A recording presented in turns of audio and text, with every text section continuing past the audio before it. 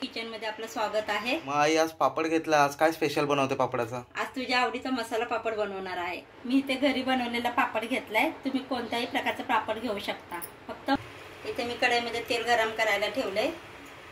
तेल गरम झाले, आपण पापड तळूया। दुसऱ्या बाजूने पण पापड घेऊया तळून। इथे चिमटभर लाल तिखट घेतलंय, आता ते सर्व टाकून घेऊया पापडवर। आता त्याच्यावर बारीक चिरलेला कांदा टाकूया, त्याच्यावर बारीक चिरलेला टोमॅटो, टोमॅटोच्या बिया आणि रस त्यातला काढून टाकायचा, नाहीतर पापड ओला होता आपला।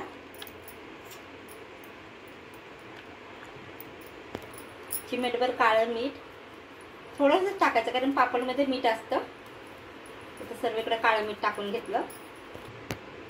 चाट मसाला टाकूया थोडा।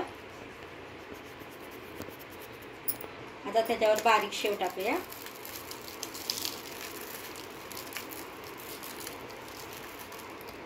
आता त्यावर थोडी बारीक चिरलेली कोथिंबीर टाकूया। आपला मसाला पापड बनवून तयार आहे।